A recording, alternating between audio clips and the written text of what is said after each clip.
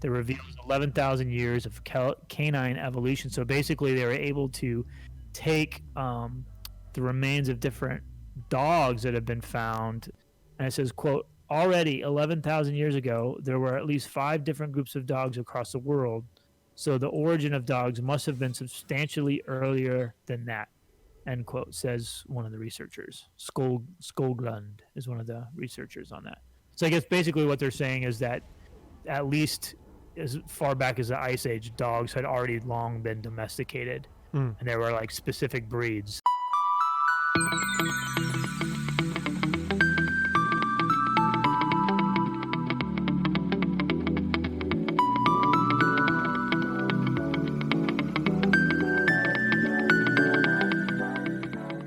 All right, welcome everybody to yet another day of surveying in No Man's Sky. I'm Tristan, and my co-worker here is Mike.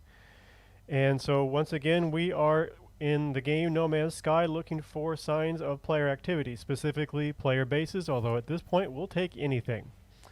So we'll be surveying and chatting about history and archaeology, and Mike's named his ship after a sci-fi movie again, so you can guess that. So if you have any questions or if you want to participate, throw any suggestions or anything in, go ahead and do that in chat, and I'll keep an eye on it, and we'll answer them as they come. So first, and traditional question, Mike, how's your fuel doing? You know, I was just looking at that, and not too bad. I got 18 warp cells. I think that's because you gave me plenty, like a couple sessions ago. So I think I'll be okay. It should last us for a while then, yeah. It should last us at least through this session, but we'll see. We'll see. Then I will go ahead and get to move on. Get to moving. So, there's a couple people in chat. So if anybody has questions about what in the heck we're doing, or archaeology, if you've not joined us, archaeology, history in general, go right ahead. If you've not joined us before, we are looking for. I think did you? Yeah, I guess you explained it. We're looking for player-built stuff. Yeah. Yeah. I mean, I don't know, and I'm glad one of us does. All right, let me look in, because we have to record what we've found so far. What do we? Your mic has shifted off of the one you want it to be on, I think. Yeah, that's possible. Is it back on now? So it sounds okay. Okay, I think I don't know what the issue is with that one. I'm gonna try something. Okay. I don't know if this helped, but maybe it did. Did that help or no? So far, I'll let you know if it drops it again. I'm thinking that maybe I have the mic that I have. Sometimes it pulls up the whatever software that this one came with. Sometimes it pulls up something, and maybe that's the issue. So I'll just turn that off, and we'll see. Okay. If that makes any difference. I don't think it will. All right. So what are we? So what do you know what number we're up to? 449. Wow. I guess I'm being attacked. I think I am too. I just heard it. Oh yeah, I'm being hit too. Whoa, they're really not being very nice. Pirates. It's okay. I am in my map and therefore immune to all attacks. Is that true? I've never seen it seem to take any damage. Oh. Yeah. Nice. If only that worked in real life. Yeah, right. Don't worry, I took care of it. Oh, good. For you. Actually, maybe not. Looks like if I remember right, and I was just doing some checking, I think we finished this radial. Oh, we did? Okay. So I think it's time for us to move on to the next one. And, which brings me to my next question for you. This next radial will be our 20th. All right. So should we go where no man has gone before? That is what I'm thinking. So we've got 700,000 light years to go to the center, and we're taking about 700 light years per radial between Okay. radials. All So right. it would take 100,000 light years for us, or 100. Wait, do I have that right? It would take Yeah. 100 radials. Is that all? Uh, My math is I don't wrong. know. My math is not probably something you should rely on. So I'll take your word for it. Yes. 100 radials. So that's not that bad. We've done 20. No. We can keep going, I think, as we are, maybe. I was wondering if we wanted to start jumping forward a good I distance. mean, like how much further? Because a lot of that will depend on my fuel. That's true. I mean, we won't do it this time, but I would jump us further in between sessions, basically. Gotcha. So we could potentially go up 100,000 light years. Yeah, I'm thinking Or maybe we should. maybe we'll shorten that since we're so if we're doing so 10 would be 7,000. Someone get a If calculator. we want 100,000, we'll have to do 100 more. 700,000, we'll have to do 100 more radials. And we've Okay. done 20. So do we want to keep our survey methods the same, essentially, or do we want to adjust them? I kind of am okay with keeping them the same as I think about that now. But I wanted to see what you Mhm. thought, too. I am down for whatever you think will find us a player built base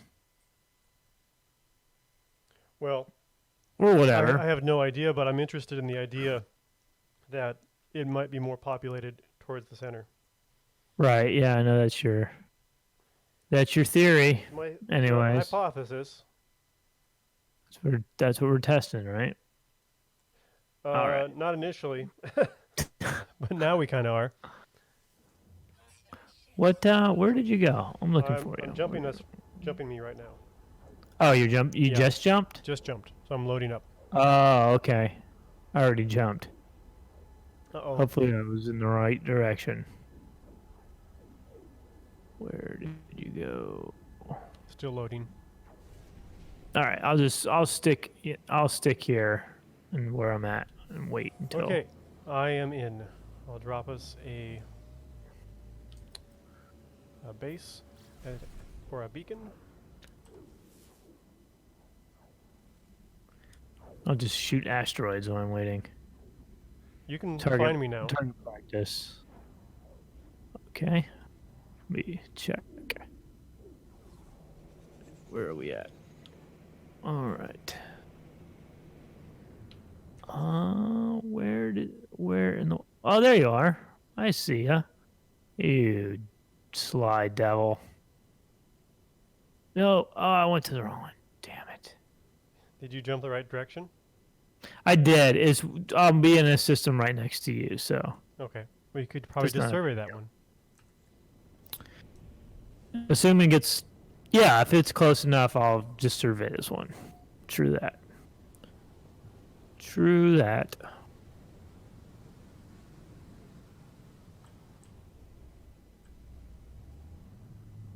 Can't all be winners. Nope. Gotta be some losers.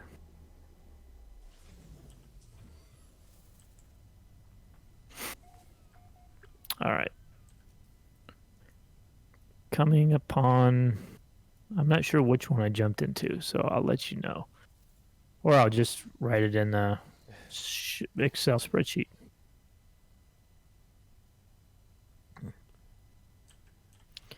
All right, I have officially arrived at Oslov X system. And it is approximately how far? Look at that, 35 light years. So, yeah, okay, cool. We can do this. Efficiency. That was totally planned.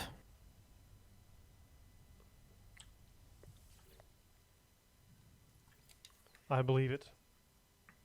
So you're nothing if not efficient, Mike. That's right. That's my middle name. Efficient. Fuel efficient anyway, because you don't travel anywhere. I know. Hey, there you go. Conserve fuel, I guess. All right, where am I? I need to change my view because it's hard to see anything. There we go. All right. Maybe this will be the one. No, that's not it.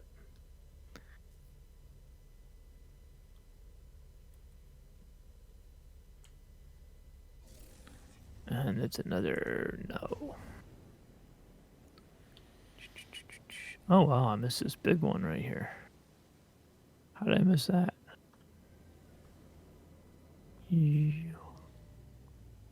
Huh, interesting.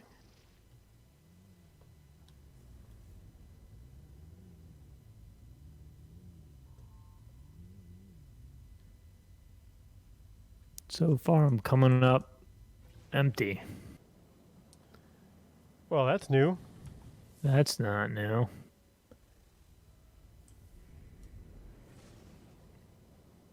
Oh, look, a 2-star system. This is. I don't know if I've visited a 2-star system before, or maybe this is just the first time I've noticed. They've been around since the last patch, apparently. But Oh, that have doesn't they? mean that Okay. you've seen one necessarily. I've seen Yeah, I up wanna to s- 3. I know. I think I've heard you say that you've seen one or Mhm. two, maybe, but Or I 3. don't believe. I don't believe I have. I think that was my first one. Kind of cool. Yeah, they're kind of neat.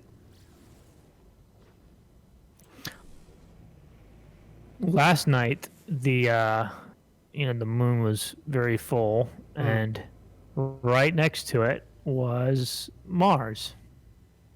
It's Oh, pretty yeah? cool. It was like right above it in the sky, which is kind of cool. Can't miss Mars. Is like bright red, Right. bright red in the sky. And it was clear out too, which was nice. At least where I live at. Although we still get a lot of light pollution, unfortunately. Yeah, I don't think we would have seen much beyond the moon here. Yeah, really. We still, I get to see a lot of stars out here where I live at. We're still, I mean, there's not any. There's a lot of houses out here, but that's about it. Hmm. Not like any big, skyscrapers or anything. So Yeah. Yeah, I kinda mean, we nice. don't have those really here in Tallahassee either, but we're close enough to the downtown area that there's lots of light Yeah, pollution. well, that's what I meant. Like a downtown area where you have more lighting. Did I miss this one? No.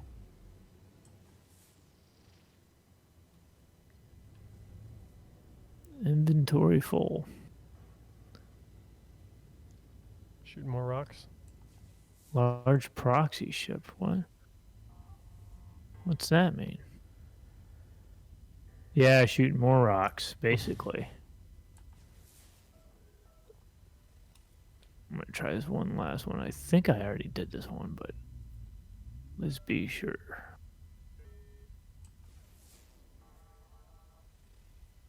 I did. Okay, this is a no-go. All right. NO. None found. And All right, coming.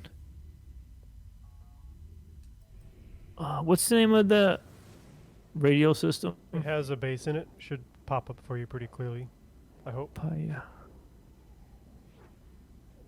Gotcha, Yafis? Or is that the one you're in? That's what I'm in. Hui Shota. I don't see it. I mean, I know it's around here, but it's not popping up for me for some reason. Oh wait, there it is. But I don't see like a thing on it. But that's all right. I know which one it is I now. guess that works. Maybe it doesn't. I know if I go there, if I visit it, then Maybe that's why, I suppose. yeah.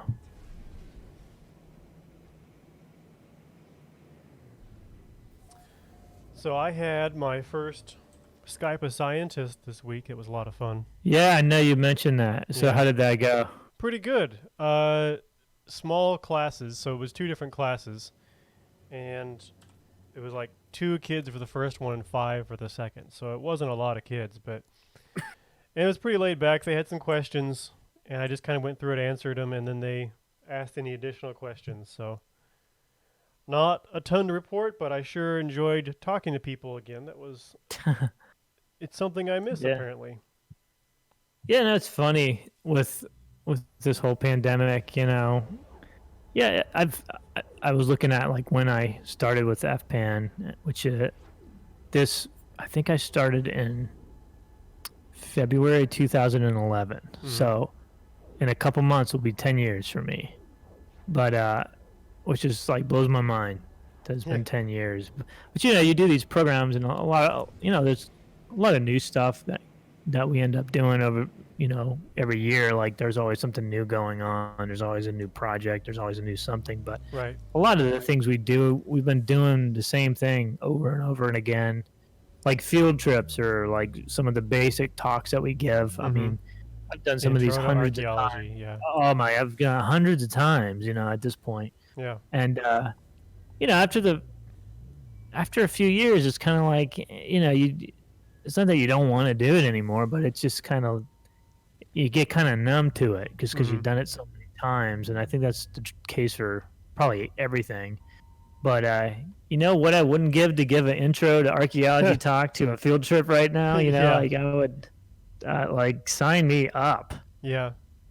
Yeah, I know what you mean. When you give it a lot, it's hard to be genuinely enthused still while you do the talk that you've given a million times. Yeah, right. I actually exactly. have to kind of almost hype myself up beforehand just so I can Yeah, like get be through it. genuinely Yeah, excited when yeah. I talk to people because for me at least that makes the talk a lot more fun for me and I think for them too. Yeah, I mean, I'm still passionate about it because I believe, and I think that's Yeah. part of being like with this organization and its mission. You kind of have to believe in it. But so you know, I'm still passionate about it. But yeah, just talks that you've given over and over again, and with field trips, there's days where you're like, you know, man, I really want to talk to 50 kids today, you know, but you do it anyways. Mm-hmm. But yeah, what I wouldn't do right now to go into a class and talk to 50 kids about it. So it's kind of been good in that sense. It's at least for the stuff that we do a lot. Sure. And for us, it's kind of a refresher. It forces us to do some different content and try that stuff out. Oh yeah, like this, you Like- know, like like totally this. different. Like becoming YouTube, trying to become YouTube stars, like So-called. whatever we're trying to do. Yeah, but like Hike with Mike and Zoom Hike into with Mike, oh, Archaeology, yeah. all of which you can find on our YouTube Okay. channel. you can subscribe too. You can. Please Do do. it.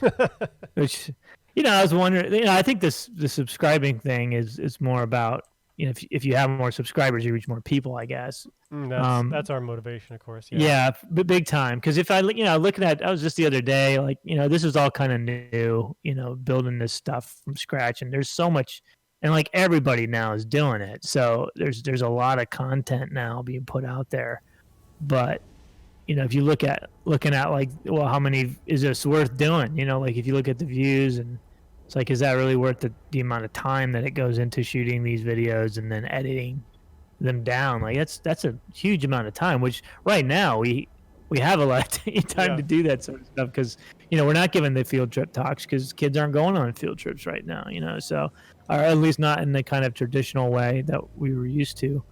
But also, I think for me too, you know, when we first looked at creating this YouTube channel, and some of the FPAN centers had already had ones for a number of years, but and they had they uploaded content to it, but it hadn't been real consistent. And then now obviously that's changing a lot because of this pandemic, and that's just how we can reach people right now. But and we can put, you know, these videos on there, which is nice. So but looking more at it as a way to like kind of offset some of the content on there that, you know, has people looting basically. Right. And so, you know, that's really I kind of have to remind myself, like, the motivation isn't in the views. The motivation is when someone, does a search in YouTube, that instead of the looter stuff coming up first, at least getting up there close to it, so we can at least like have a say, because Right. there's no other viewpoint than a guy going around, or girl going around and metal detecting in a state park, or diving in a river, and just damaging a shipwreck site, so they can find something quote unquote cool that they can then show on YouTube. And then the other thing that I've been thinking about too is like, what is the some of those channels, and it might be a case where they just don't know, or they're just trying to create content, and they're not really aware of the damage that's being done to the resource, and the fact that some of it is probably illegal activity. But I was thinking about, why do they get so many views, and how do they get, like 1 million subscribers? Like, what's the secret, and how do we do that? And I think part of it, as I think about it more, is, part of it is like the personality of the person doing it. So, that's a large driving point. If the person is entertaining, then you're probably going to get a lot of viewers doing that. But I think the other part of it is, they, when they're going, and I'm thinking of a couple ones in particular that I'm not going to name, but where they go and dive into rivers or lakes, and they just go find stuff with like metal detectors. And a lot of times it's just like pocket change, or like a phone that someone dropped. But in some cases it is, like an artifact that they really shouldn't be messing with. And I think part of it is, years ago, it's that discovery, is that sense of discovery, like the viewers are with them as they're discovering this thing. Mm-hmm. And I remember years ago, who J.J. Abrams is? Yeah. Okay, so Titanic, or he did. I don't know if he. I don't think he. No, he didn't do Titanic. He did like the new Star Trek movies. Okay. He did that TV show Lost. He's Star Wars. He did the newer Star Wars. He's directed and produced a ton of stuff now. Right. And he gave this, I think it was like a TED Talk several years ago, and he talked about, like this idea of, making a compelling story, and what kind of keeps people coming back to want to know more, to learn what happens next in the story. And he told a story about how I think it was his grandfather was like a magician or something like that. And his grandfather, or maybe his father, I can't remember which, but he basically had this thing he called the mystery box. And it was just a box with like a question mark on it. And his whole act was built around this mystery box. And like, he never revealed what was inside. Mm-hmm.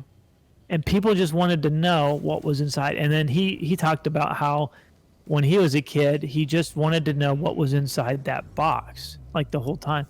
And so that's how he kind of tells his stories. It's like he has these little mystery boxes. And if you've ever watched any of those movies that he's done, or any of those TV shows like Lost, he talks about in the series how like there's little tiny mystery boxes that he has throughout these shows.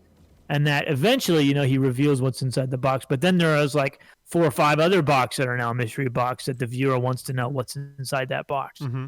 And so I was thinking, like, it's the same kind of thing. It's, people want to know, like, what are these YouTubers, what are they going to find? What's in that mystery box next? And that's, I think, what keeps them so engaged. And then I was thinking, that's something that we can't really recreate all the time, because we're operating under totally different rules. I think we need to focus on different things, though. So I've actually recall a speaker we had at PAS in Pensacola who came and talked. She did a research on a cholera cemetery in Europe, and they found that some people in that cemetery were buried as vampires, because vampires at the time spread cholera. And the whole talk was basically, so we were trying to figure out why these people were chosen. Was it based on gender? No, that doesn't add up. Was it based on age? No, that doesn't add up. Was it just the ones that died first? Nope, not that either. There was even an influx of immigrants, and we can tell who's not from here by the minerals in their teeth. Was it the immigrants? No, that's not it either. and it was just constantly like, here's a question, here's an idea, we test it. Turns out it's not it, and the conclusion was we don't know. And but it was the most fascinating talk I've ever heard. That ended with we have no idea. It was so Right. cool. Yeah. But I think with that too, that you're talking about research that's being conducted over months or years in cases. Yes. So You know, that's and a so like so I got an example too. Like I've been watching this show that's actually pretty good. It's on the National Geographic. It's produced by National Geographic. It's called Drain the Ocean. They actually work with real archaeologists. A lot of them are from private companies that do archaeology, but they also work with like university archaeologists too. So it's like legit archaeology. But and it's really well done. But I noticed something about the show, and they did this one where they had uh, Fritz Hanselman and oh man, what's his name? Boy, this is embarrassing. Jim Delgado, who's like a very well-known underwater archaeologist, and they did a they had one of the episodes was about this pirate shipwreck that I actually knew about. I had read a lot about a couple of different ones that they highlighted, but when they were shooting the show, they had it seem as if these archaeologists were like had just discovered it and now we're trying to figure out what it was, and then like at the end of the show they like put together the pieces of the puzzle and solved it, which is really this is how they did it, absolutely. But the thing is, if you watch the show, it makes it seem like that's all happening in this, this time frame that this TV production company is shooting it, where in fact they had already done all this research like years ago, and it had taken years of research to get to that point. You see what I'm saying? So it's, I think there's definitely a way to do it with content if you have like the research, and like it's like and presenting it that way. But I think for looking at how these content creators on YouTube are constantly pumping out, new content by using that kind of model makes it really difficult to replicate for us, since we're not going out into the field all the time, because you have to have, you can't just go out to state park to do archaeological research just on your own if you feel like it. You have to go through a permit process. You have to do a lot of background research. The excavations take a lot of time. Then once you're done with the excavations, all those artifacts have to be cataloged and then analyzed, and so it just takes a lot of time to do all that. And I think it is, people are genuinely interested in that. But I'm just saying, like, in the standpoint of like us creating content for YouTube, other than trying to present it as if this is all just happening in this one 30-minute episode. I don't like that though either, because that's almost, I don't like it either. Deceptive. Yeah, I think so too. I get why. Another example of that. There's a great, really well done documentary about the transatlantic African slave trade called Enslaved, and it's produced by one of my favorite actors, Samuel L. Jackson. He's produces it and stars in it. And they highlight some shipwrecks that actually one shipwreck that I've actually done. I've never like been an investigator or anything on the shipwreck, but I've known about it for a number of years, and I've actually talked about this wreck in a lot of my pirate talks because of its connection with the slave trade. And so I always highlight this one. But anyways, they've known about this wreck for years. I mean, they published a report on this probably back, probably 10 years ago. And even in this, and again, I highly recommend watching this documentary. It's very well done. I think you can watch the first episode if you have Amazon Prime. I think it's on there, and I think there's probably other ways you can get it too. But in the show, if you watch the first episode and you didn't know any better, then you would think that they were doing and finding all this information and doing these research in the archives and then locating the shipwrecks and then making a determination on what wreck it is, all in that first episode. That's how that's portrayed, but that's just not true. I mean, this stuff, they've known about this wreck for years.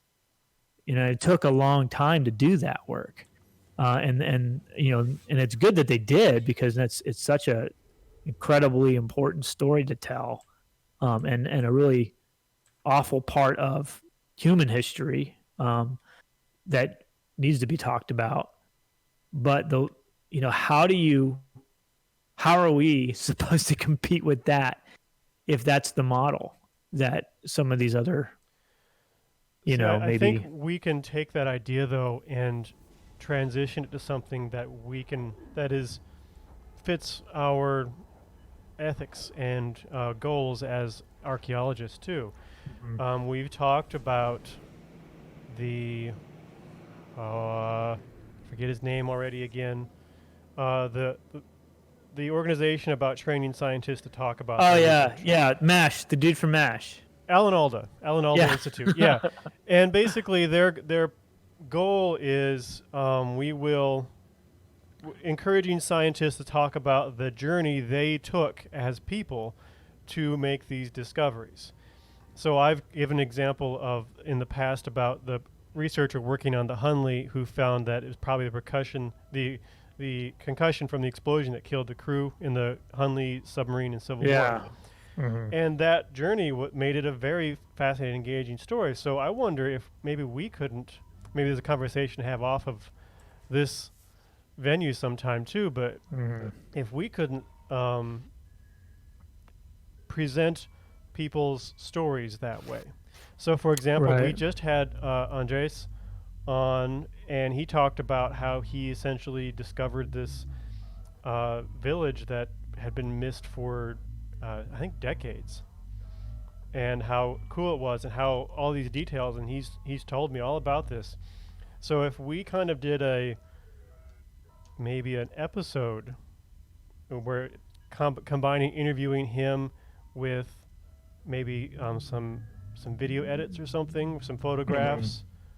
Maybe we could find a way of making that story engaging. It doesn't have to be like this is happening, in this 30-minute episode or this month, but telling that story as a whole, I think it'd still be very engaging Right. Yeah. if we work on how we present it, of course. Hmm. I don't know if you think there's any possibility in that, but No, I think there is for sure. It's just when I think about and this is all in relation to the content that we've been creating so far. Mhm. Like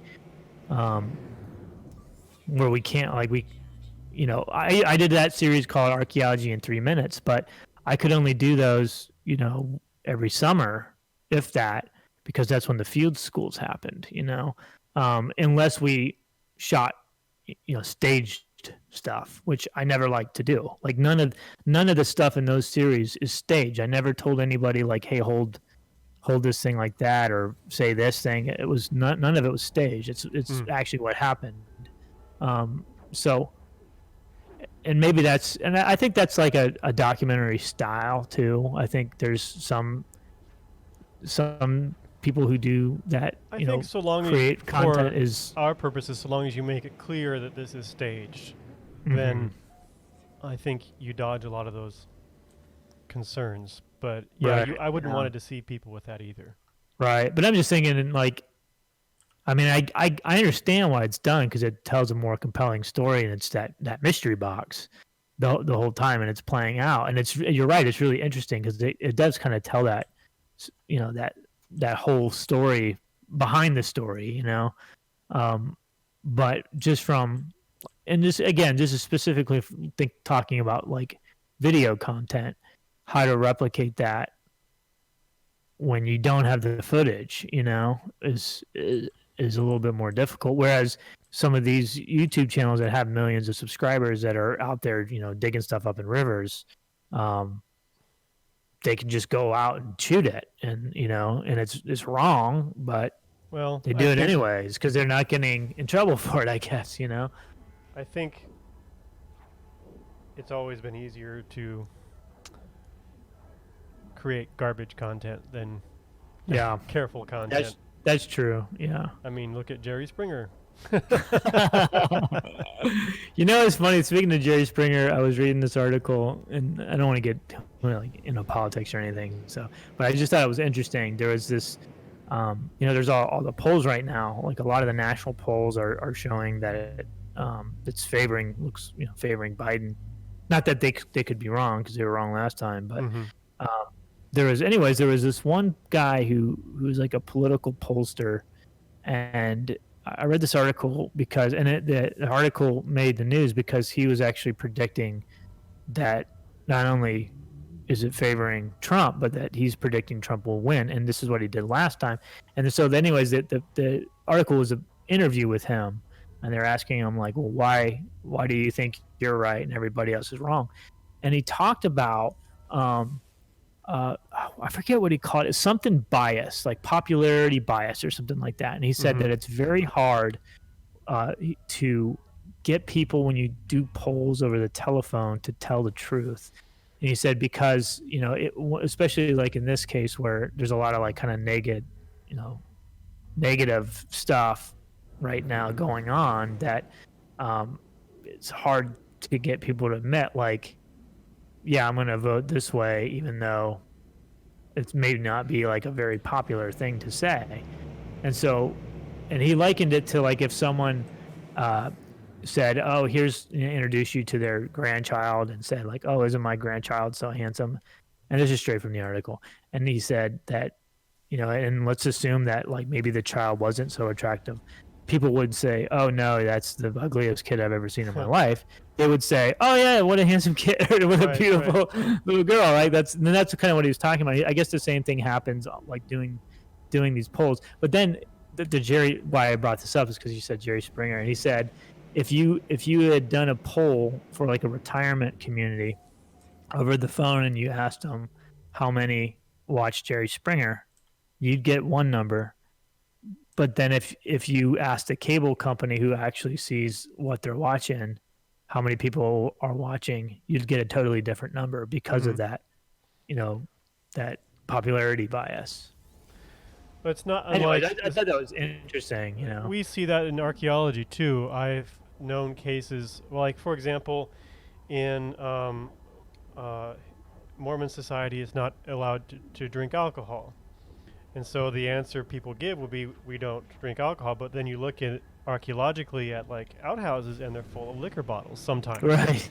Right. So that's a similar kind of thing. There's what we say we do, and then there's what we actually do. Yeah.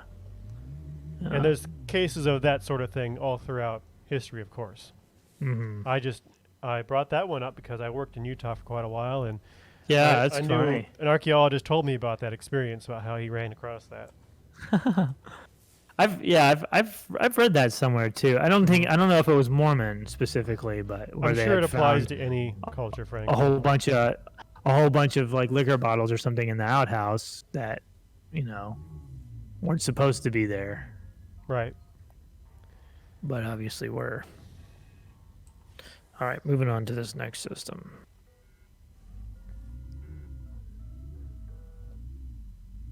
But anyway, subscribe to our YouTube channel. Please. We're actually not doing bad. We're up to 116, which I'm happy about that. My goal was like, let's hit 100. Mm-hmm. We did that, so that's good. We're not the most subscribed to FPAN YouTube channel. We're number 2 now. Yeah, but yeah, we're gaining on it. And subscribe to the other FPAN YouTube channels as well. Northeast, I think FPAN South has one as well that they update pretty frequently. Yeah. And I think we should from those regions, but yeah. Yeah, and we promote all that stuff and we create playlists so that we make sure that content, whatever they put up, will at least be available if people go to the main Florida Public Archaeology Network channel, or at least the one we created. So check it out. Good stuff. Not staged. No. But I will say, I mean, Enslaved and Drain the Oceans they're really well done. And I mean, I've these, sometimes like the Science Channel and Discovery Channel, they've put out some, like History Channel especially, they've put out some really not even questionable, just straight up unethical mermaids.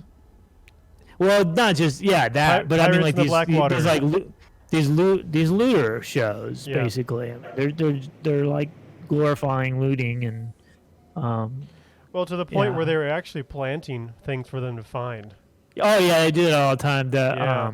America Unearthed, they totally do that in that show. I mean, that show's so They ridiculous, they pull out like a terrible. you know, Civil War era knife that has no rust on it. And like, oh come on. Yeah, it's like, come on, dude. Yeah, yeah, right. Yeah, they do that a lot. I've noticed that.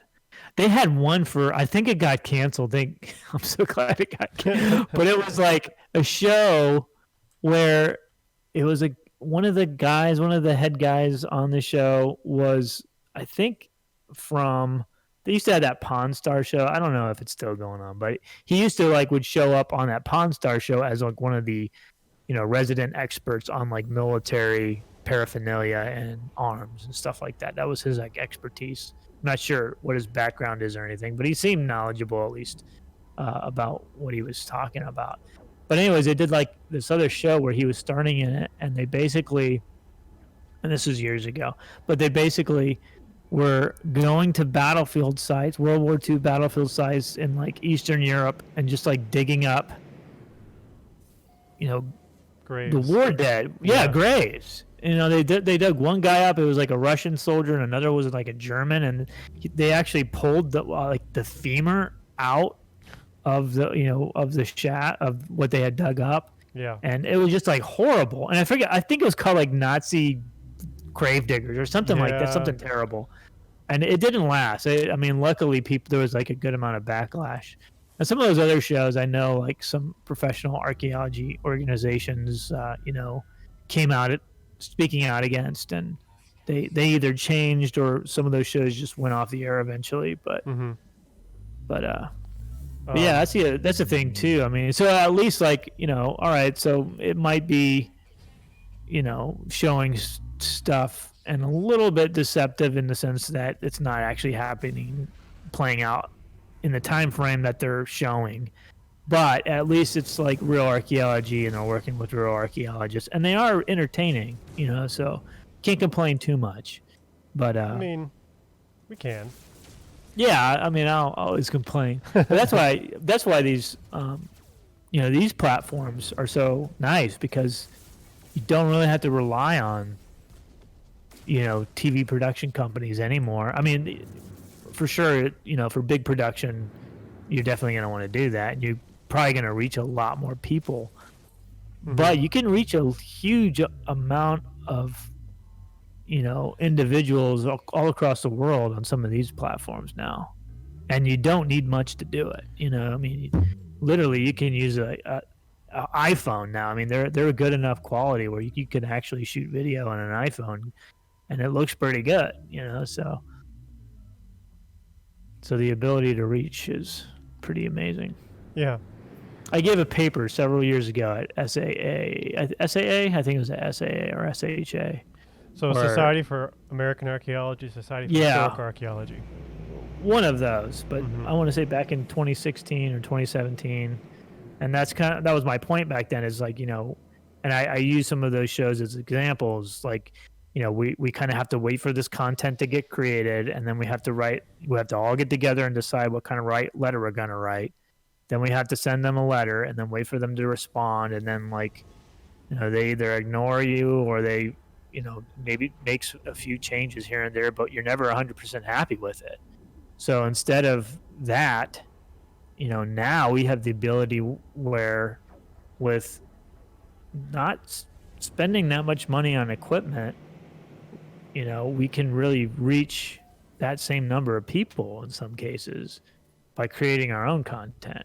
So I don't think anyone's there are a few. I've followed a couple archaeologists who have other YouTube channels, and they get some of them have a pretty good following, and they do create really good content. So there's some really promising stuff out there that frankly wasn't there when I gave this paper. It just kind of like wasn't there yet. Nobody had really. There was a couple. There was a group. There was I can't remember their names. There's these two archaeologists. They had a YouTube channel called Archaeoadventures, and I don't think they really create content anymore. But it was probably that long ago that they were one of the few that were doing it.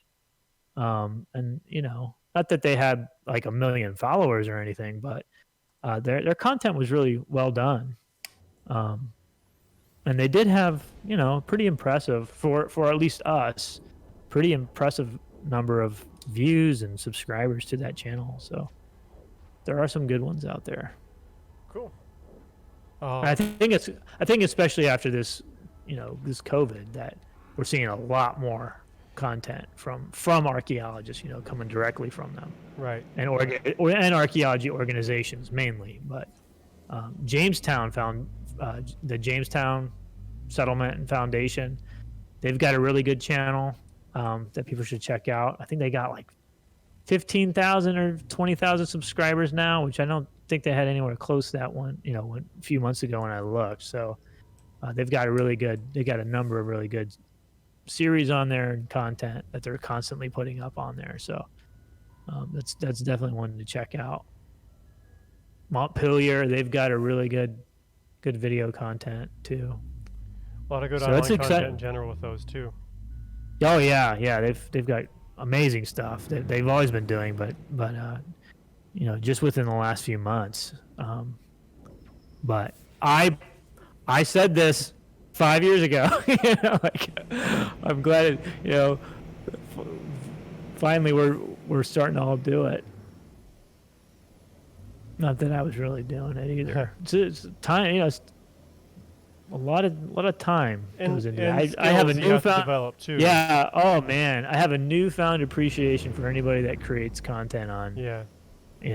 Online. It's just like unbelievable the amount of time and effort and knowledge that goes into that. You have to.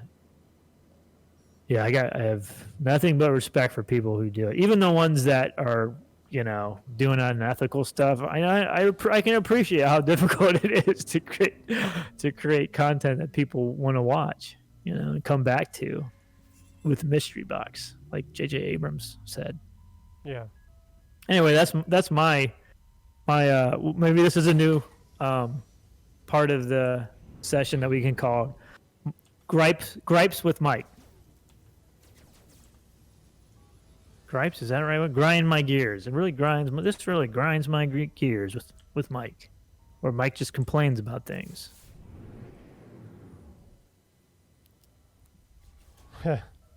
Mike's soapbox. Mike's soapbox.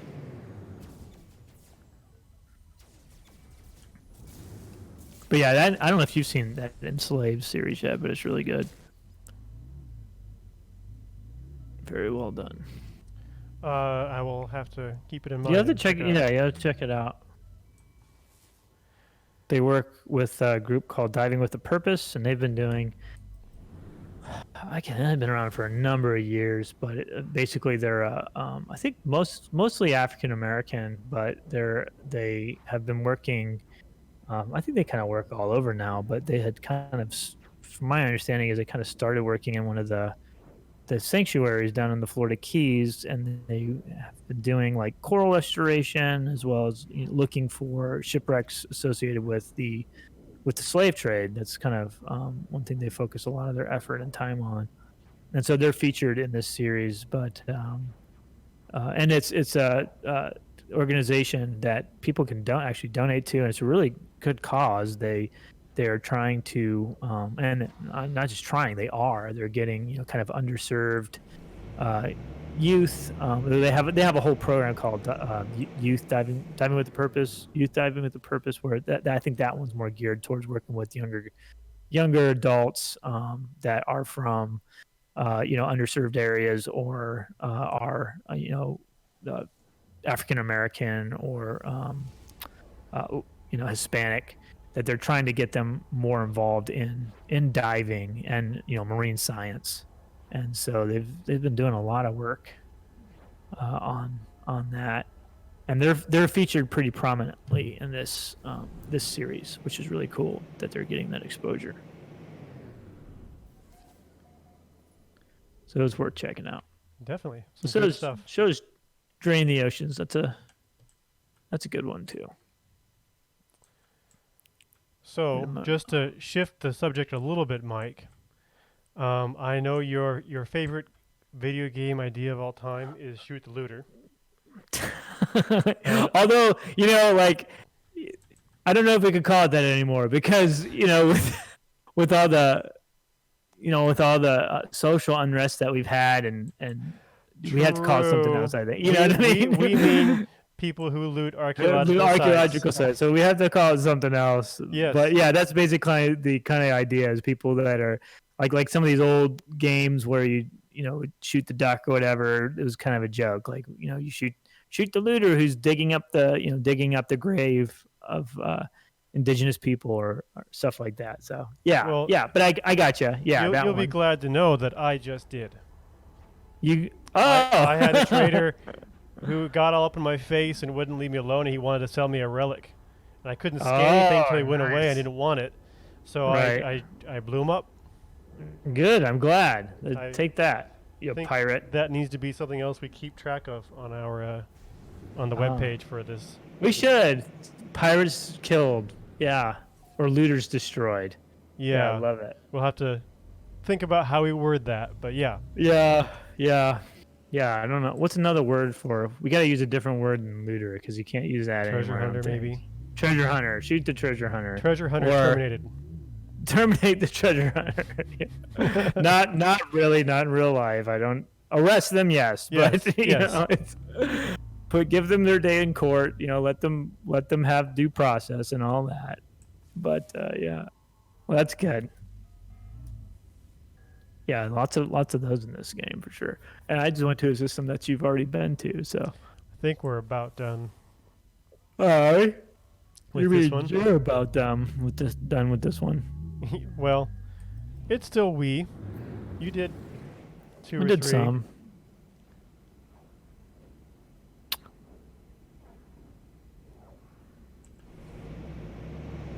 And it's a touch earlier than normal, but whenever we finish this radio, let's go ahead and take our break. Yeah, That'll be a good time. I agree. That'll be good. Are you setting up a new radial now? No, I'm finishing up a system at the moment. So just if you Okay. would check around, we'll carefully make sure we got them all, Okay.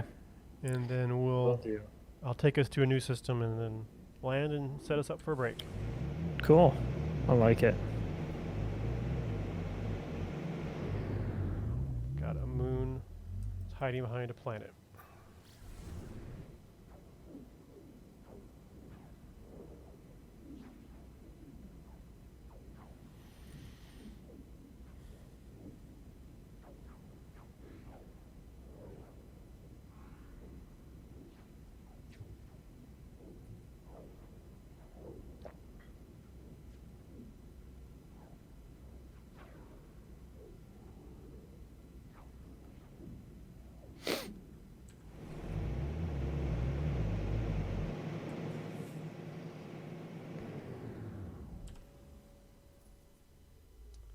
Okay. Find any leftovers, maybe? Not yet. Okay.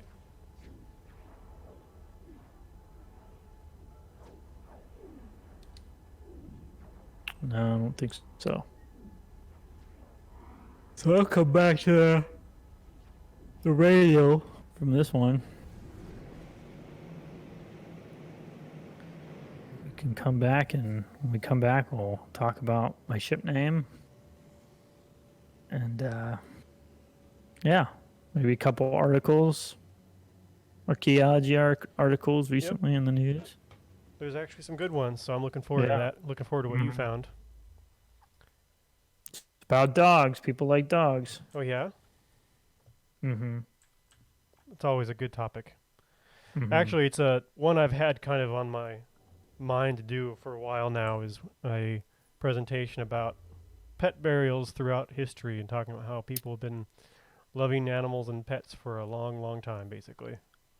Yeah, that would be a really good one. Actually, Rachel Kangas in our Southwest regional office just did a really good one yesterday about cats in archaeology. Cats Oh, yeah? like burials and then artifacts that have cats on them.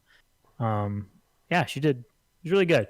She highlighted the Key Marco cat. She even talked about the ship's cat that was found on one of the Spanish shipwrecks that sank in Pensacola Bay in 1559. They actually found the remains of a cat, so they think it was a ship's cat on Mhm. board. So yeah, I'm sure there's plenty of content for that. We have a whole children's book all about We do. a cat Who dies in the end? that who dies. Well, no, this the main cat survives, but a cat does die. I'm messing with in you. the story. A cat does die in the story, but that's what it's based off of. It's loosely based off of that site. So yeah, there's plenty of them. That'd be a good run. They found a donkey or a mule in St. Augustine that the thought is that it was used to help move. What do they call it? When it was like a pack mule, but they used it when they were building there's a fort there. There's a Spanish fort called what is it? Forts Castillo San Marcos is the name of it. It's in St. Augustine. You can visit it today. It's part of the National Park Service. They're the ones who manage it. I think they recently reopened it too for being closed down for so long because of COVID. But anyways, they think that this particular remains of this mule that was found was actually a pack mule that was taking the large coquina blocks that they used to build the actual fort from the quarry to the location of where they actually constructed the fort at. So that's kind of cool. Although I'm not sure exactly if I know there were some articles that talked about the remains. It was either a mule or a donkey, but I'm not sure how accurate it is because I've talked to one of the St. Augustine archaeologists about like, hey, can you tell me more about this? Because I thought it was interesting, and apparently they're not really sure where some of the information that this article published was from. Yeah. So it may be, they definitely found it, but I don't know if they know exactly the time period. Because it could have been from a different time period. I don't know. But anyways, so yeah, there's plenty of stuff like that. That'd be a cool talk. Yeah.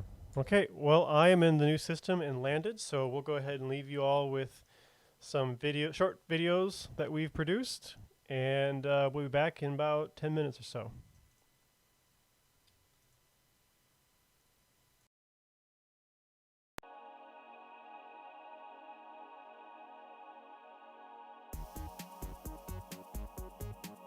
Hey, I'm Mike with the Florida Public Archaeology Network, and I'm back inside our Destination Archaeology Resource Center to reveal the artifact that we posted for our series called What Is It Wednesday. If you guessed that the artifact that we posted was a bottle, then you would be correct. But if you guessed the specific type of bottle we posted was called an onion bottle, then you get bonus points because that's exactly what that artifact was.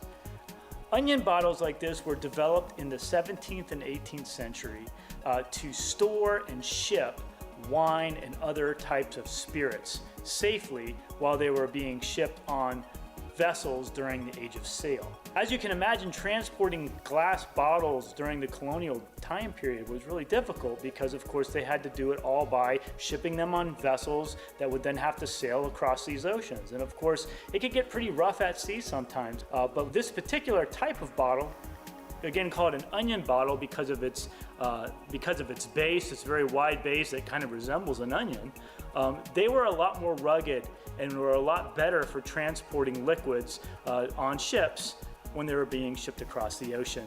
Now, if you want to learn more about historic glass bottle artifacts, then I highly recommend going to the Society for Historical Archaeology's website, where they have tons of information about historic glass bottles and all the different things you can learn from the manufacturing techniques and different makers' marks and all sorts of stuff on there. And we'll post a link to that website in the description of this video below.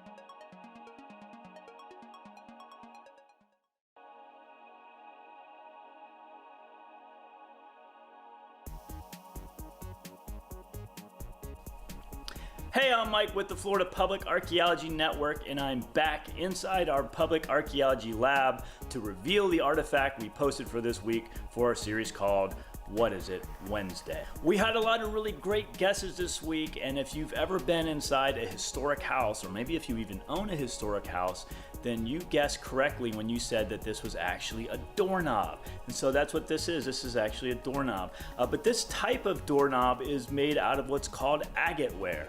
Now, agate ware was developed in England in the 1740s, and it is not a stone, even though it has that kind of marbling effect. Similar to what stone looks like, it's actually a piece of pottery, it's a piece of ceramic. And the way it was developed is basically what they would do is they'd mix two different types of clays together, usually a red colored clay and a white clay, to give it that kind of veining pattern so it would look like stone. Now, agate ware was used to make all sorts of different types of things, from bowls to plates to even ornamental ware, like the handles for knives, for example. But it wasn't really commonly used until the 19th century to make doorknobs. And so that this particular agate ware doorknob probably dates from the 1800s, because that's just when it became more popularly used for that. To learn more about ceramics, I'm going to post a link to the University of Florida's Natural History Museum Historic Ceramics website in the description of this video below. And as always, this is a great book to learn more information about artifacts during the colonial time period, a guide to artifacts of colonial America.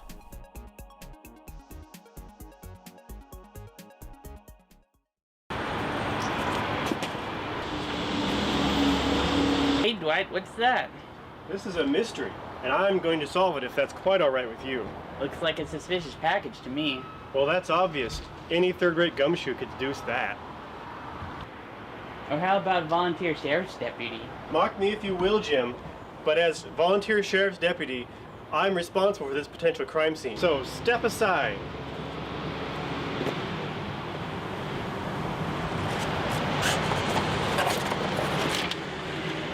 Malfeasance.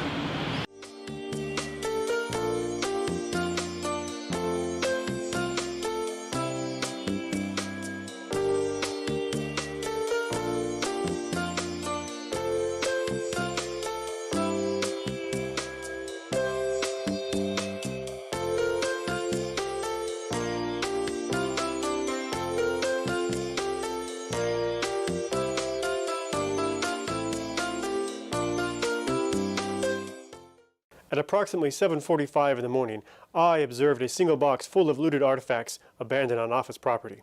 I proceeded to follow standard investigative procedures. I cordoned off the crime scene, dusted for prints, swabbed for DNA, photographed and collected evidence.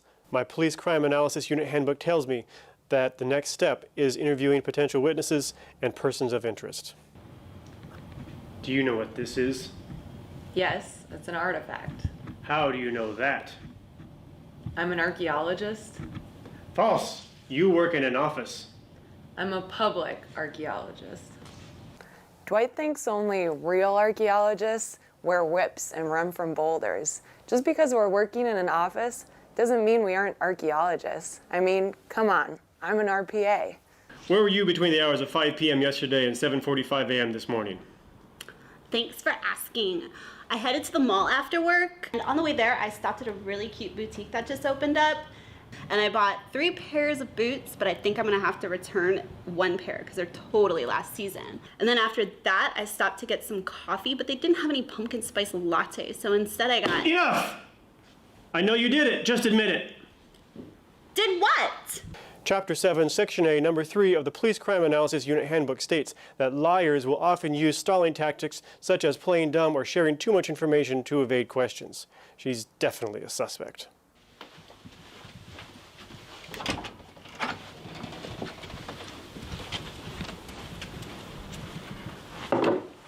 Here you go, Dwight. I thought this would aid in your investigation. Well, that's very professional, Jim. Agreed. Now, where were you last night? Zip it! I'm the one doing the investigation here. Fine, but if I were doing the investigation, it would already be solved. Doubtful. Did you check the security camera footage? Last week, I found a bunch of pottery sherds in my grandpa's attic. He died several years ago, so nobody knows where he got him. But, I mean, if anyone can solve this mystery, Dwight can. Theft of artifacts is not a joke, Jim! Millions of archaeological sites suffer every year!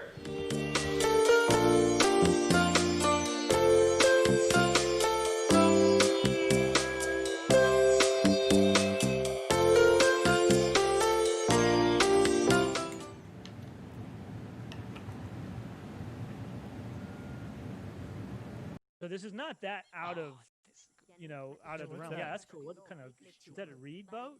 Okay, so this is really cool. This is called a totora. And yes, it is a reed boat. Wow.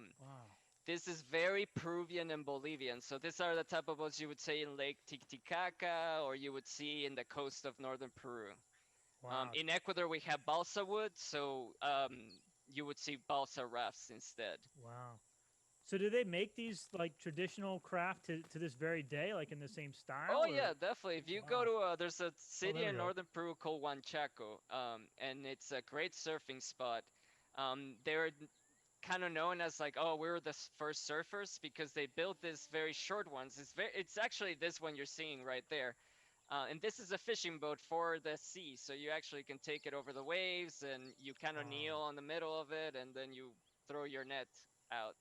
So they're claimed to be the oldest surfers in the world. Oh, that's awesome. So I'm assuming they had paddles to propel these. Yes, yeah, you have paddles. Now the Manteño, though, the group that I studied, like I said, they had balsa wood up in the cloud forest, and balsa wood is incredibly buoyant. So they made these gigantic rafts. The one that was spotted by the Spanish was said to be, I think, like about 45 feet long. Oh, wow. And carried about 40 people. Yeah, it's like a sloop or schooner. And they were powered by sails. They had wow. yeah, they had sails, and I mean these were like seaworthy boats. You know, they were able to go to like Mexico. They were able to go to Chile. They had constant contact with the Peruvian cultures. They traded this red shell called spondylus. That's, you know, it's funny what we consider valuable, right? Because it has to have a few characteristics. It has to be rare and difficult to find. It has to be shiny and pretty, right? Mm-hmm. So these shells, you actually have to dive about 12 meters to get them. So they're very difficult to get. What's that? Look at them. Just stole his spices. He can't cook his guinea pigs now. Yeah, are those is that what that is? Guinea pig? That is guinea pig. Nice. So I were lost they my sailing? train of thought there. Well, you were talking about the shells that you would have to have. Oh that they yeah, would so you know they're rare to find. They're really pretty. They're bright red or bright purple, and they can be made into beads, and then so you make necklaces and all that. So were Oh, they look at this sailing pottery. like around the tip of South America, like all the way around? No, the furthest south they would go is like northern Chile and southern Peru. So it's all in the western coast of South America along the Pacific. I'm Mike Toman with the Florida Public Archaeology Network, and today I'm going to take you on an aerial tour of Northwest Florida's river systems. Now, Florida's waterways have played a really important part in the development and history of not just Florida as a state, but specifically Northwest Florida as a region. Before the invention of automobiles and airplanes and trains, the main way that people got around by moving people's goods and ideas was by utilizing these river systems. Now, Florida has 1,700 rivers, and 41 of those rivers are designated as outstanding Florida waterways. Native Americans were the first people in this area to use these river systems, and the type of watercraft they used we called dugout canoes. Now in Florida, we've found hundreds of these dugout canoes at different sites along the coast as well as lakes across the entire state. Going into the early Spanish exploration time period, we know that early Spanish explorers also were utilizing these bay systems and river systems. Mostly what the Spanish were using in the 1500s and the 1600s to explore areas like this were basically shallow drafted ships. Usually they had one mast that could have a little sail on it, but they were mostly powered by oarsmen. So they had oars that they could literally row a boat, just like if you were on a canoe today. These river systems were continually used throughout history. You see steamships being developed later on in the mid-1800s. Areas like the Archaeological River were major hubs of trade, not just for Florida, but the entire Gulf South. Now, like many river systems, the East River, which is behind me, actually empties into what's called the East Bay, which is an estuary. And now estuaries are where you have fresh water from river systems meeting salt water from the ocean. They're incredibly important places for marine life. In fact, 70% of all marine life spends one part of a critical stage in its life development living in estuaries. So it's really important that we take care of our estuaries and we take care of these river systems.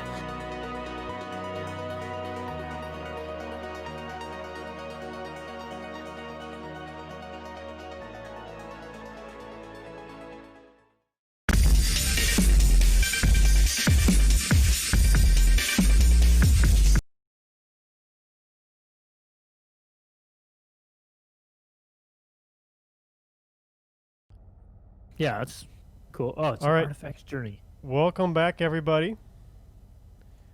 We're all rested, and I've got more tea, and we're ready for some more surveying.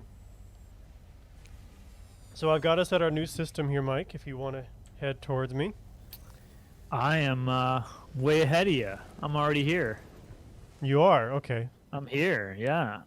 While you were making your tea, Hey, that's important stuff. Don't knock the tea. no, I went ahead and came closer to you. Okay, I'll go ahead and drop us a base here, and then if you want to I'm going to start working on it right now. start...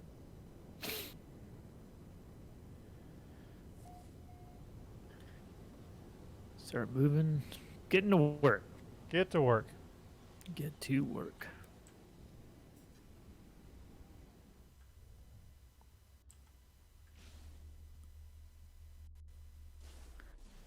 Well, it's 2:10, and we still got my ship name reveal. We can do that. It's always fun. Oh, Barbara's here. Yeah, she's been here. Oh, I don't know how much, how often have she's no here, idea. but yeah. I had no idea. Hey, Barbara, how you doing? Glad you're with us.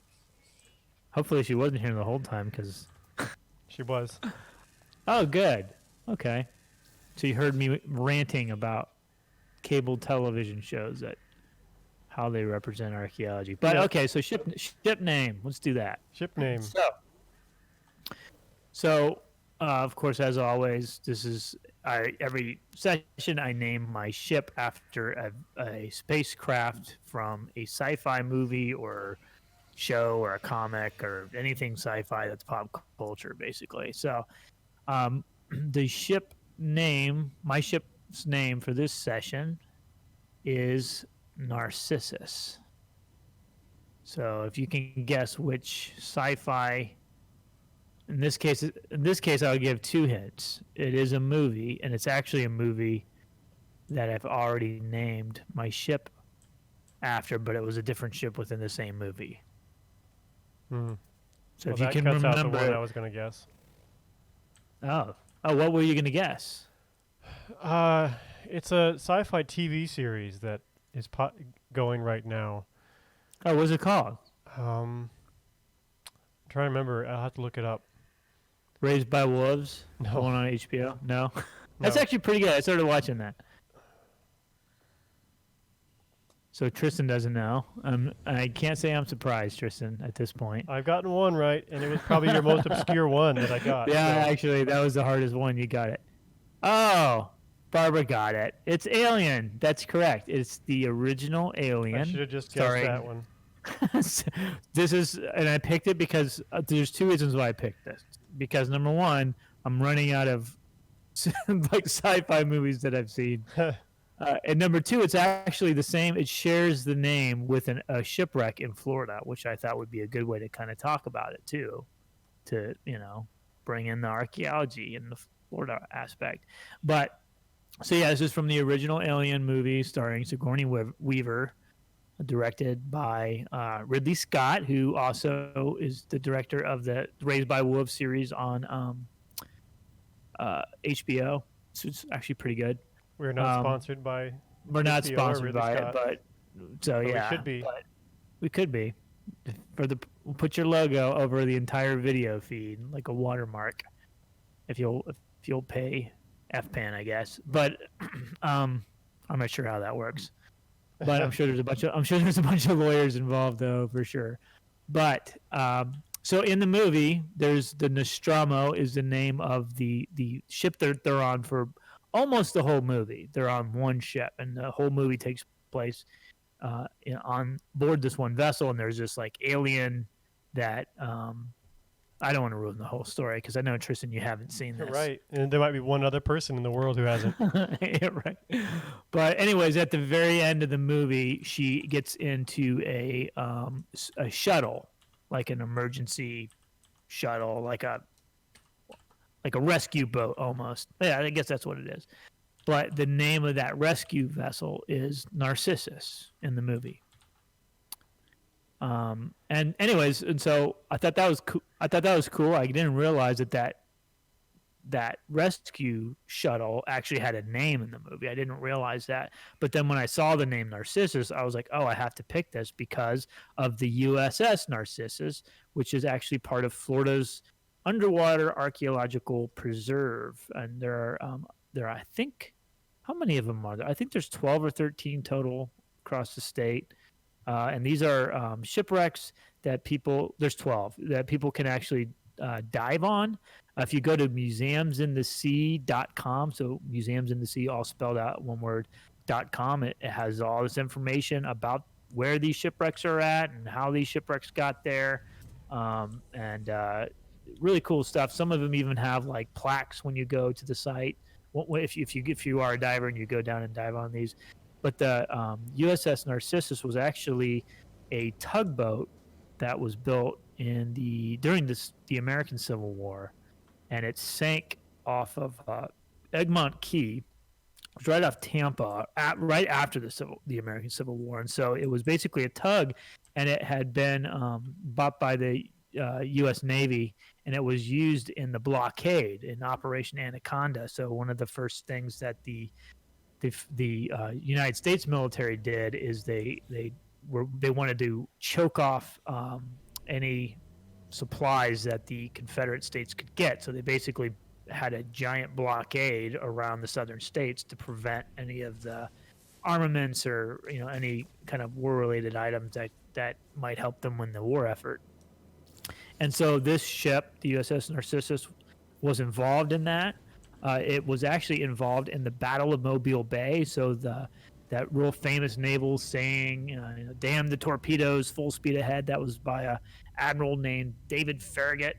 And quick little historical piece of interest, though. What was a torpedo in the Civil War?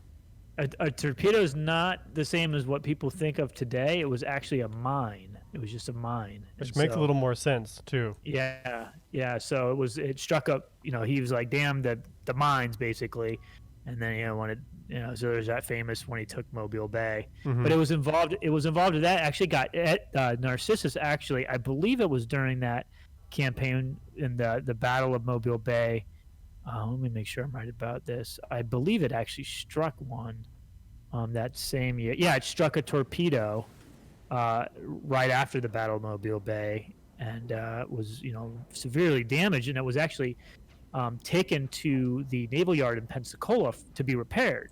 And so it was actually repaired, and then they, towards the end of the war, they didn't really need, because the war ends in 1865, and they didn't need this large blockading squadron anymore because the war was over. So they didn't really need this tugboat anymore. So it was supposed to. I think they were going to. Let me see where they were going to send. They were going to send it back. They were going to send it back to New York on January 1st, 1866, and then it, along with another naval vessel called the Athea, actually encountered a storm off Tampa when it was on its way to New York on January 4th, 1866, which January 4th is a cool date because that's actually my birthday. But I guess it encountered a storm, and it for, I don't know if they really know why, but it's during the storm, its boilers exploded, and everyone on board died, and it sank. Grounded on a sandbar. And so the remains of the USS Narcissus were located by archaeologists, and this site has been documented and surveyed, and now it is part of the Florida's underwater shipwreck preserve. So you can actually go dive on that. So yeah, just check that website out if you want like coordinates, and if you're a diver, you can go do that. I've never dove the wreck. I see Barbara put the link up in our chat. But cool story, cool connection. Yeah. Thanks for sharing that. Sure. Nope, that's what I'm here for. I didn't mean that to be sarcastic. I meant it legit. Wasn't it like... Tell us what you really think, Tristan. Yeah. Yeah, so kind of cool little connection there. But yeah, it's from the movie Alien. That Tristan has still not seen. Still not seen. So the TV show I was thinking of is The Orville, and I don't know why I got the two conflated, Orville. but yeah. I haven't heard of that one. It's so. on Hulu, and I know Also some old could be a sponsor, right? I know some old Could all be time sponsors. Trek fans really like it. Oh, okay, cool. 'Cause, you know, Trek has changed a lot, and I like some of the changes, but I also like some of the original stuff, and so it's kind of We more lost you there. along the lines of some of the original stuff, older stuff At least at least. I lost you. Are Really? you there, Can you hear me? Tristan? You know, I muted you. I think everyone else could still hear. So, anyway, I've only seen a bit of it, but it seems pretty good. So if you want Cool. some sci-fi, it's worth checking out. Definitely go past the first couple episodes because the first couple are rough. Oh, that's good to know. Also in true Star Trek tradition. Mm-hmm. Many times the first season even is kind of rough. Yeah, I'll have to check that out. Yeah. Then you can name one of your ship after the Orville and make people guess what it yeah. is. And I'll get one. Maybe. Right. Maybe we should. Maybe you should name your ship next time, and that way, you could get me back for not knowing. Yeah, I'll find some really obscure ones. Obscure one, yeah. Although I mean, I'm really running out of stuff. Haven't seen that many sci-fi then, have you? I mean, just the popular ones. Okay. Just the popular ones. That popular ones and The Last Starfighter. Hey, don't speak poorly of The Last Starfighter. It's a I classic. love that movie. But it's not definitely doesn't fall into the popular ones category. No, I don't. Yeah. No, I enjoy that genre. So I feel like I'm sure there's like diehard sci-fi people that know way more than I do. Well, I mean, I know for a fact there are because I've been to Pensacon, and there's references that I have no idea what people are talking about. But I feel like for the average person, I'm not that bad on sci-fi movies I've seen. Maybe, I don't know. Maybe. So in archaeology news, I think we should have. Do you have our like segment music for this one? No, I haven't actually. I haven't actually gotten to any of that. I need to explore it to see if it's a possibility, but I could just do it. I think that's Star Wars. I think I'll just sample that and play it. Yeah, it's super easy with these mics. Actually, anyways, yeah. I might. That would be funny. We could just do a whole bunch of different ones. Be pretty easy. But okay, sorry. Archaeology news. In the news. So one of the ones I really, it's actually a really freaking good article. It's about titled Archaeology Emergency, Artifacts Emerging from Melting Alpine Glaciers. So basically there are these glaciers in the Alps that because of global warming are melting, and for the first time since we've ever seen it, since they were buried, it is actually revealing some archaeological sites way up in these mountains, and they're really pretty old. It says that actually up into the 90s we thought people never went up into these mountains except in very rare cases, and it turns out no, people were up in the mountains all the time. So they're revealing, of course, like in other situations, like in Florida, bog areas, and other things like that, there's actually really good preservation of organic material. So they're finding baskets and clothing and all kinds of stuff coming out of these glaciers. And it's sad because we are going to lose so many sites because of the global warming in general. But this is an opportunity if we can capitalize on it. The real problem is, though, often the problem is not enough archaeologists to keep track of all of these and check them out frequently enough. So it turns out they rely on hikers to let them know when they found something, and hikers don't always let them know that they found something. So they actually share a story of two Italian hikers that found a carved wooden figure, and they took it home with them and hung it up on the wall, polished it up and everything. And then they tracked it down and said, and then a lot of this stuff won't last. Like this wooden figurine did okay, but a lot of them won't last once they're out of the ice for very long. So we had to get a hold of them and study them right away. And kind of ends on a sad note with the archaeologists lamenting and just wondering, how much do we lose? Stuff that's never reported, that we never find out that people have picked up. And basically kind of saying that we need to be doing what we are doing here at FPAN and put effort into educating people on what to do and how to and what not to do, basically, and how to report these things. So I thought it was a very good article, and it hit a lot of the points that we try to hit an awful lot in general. So definitely recommend giving that a read. Not very long either. So it sounds like that we need to have a FPAN office in the Alps. Yes, I think Alpan. I will I will volunteer for this duty. It pains me to do that, but I don't know if I want to live at that altitude all the time, though. well, I mean, I'm not going to live up in the mountain. I'm going to live like down where the cool villages are. This is like we're talking about the Swiss Alps. Is that what we're talking about, or like Yes. Italy? Yes. So is this is the same area where they found Otzi, the Iceman? Is that in the same kind of vicinity? I don't know. I think on they that did. one. I think they found Otzi in the Swiss. He was an ice mummy, right? Okay. That they Well, there's been dated to, multiple of those, so I'm well, not sure. he was the one that's real well known. Wait, is this a Otzi- movie? Encino Man or something? No, well, there's two movies. There's Encino Man. There's another movie though. I think it's called Iceman that came out in the 80s, Yeah. and it was almost the exact same thing, except Encino Man was like Pauly Shore was in it. You know what I mean? Yeah, yeah. And Brendan Fraser. So it was like a joke. The I movie know. was like a. Yeah. They but it was did fun. have. I think it was called The Iceman or something like that. Yes, it Okay. was. What was it called? The Is it like a Iceman? B horror movie or something then? With a name like that? I want to make sure I get this name right because there is a movie called The Iceman, but I think it's a little bit different than the one I'm thinking of. Well, there's one about a hitman. They call it Ice. That's not the one I'm thinking. That is not what we're talking about. Yeah, there is a movie called not The Iceman, just Iceman. It came Okay. out in 1984. It's a dark sci-fi drama,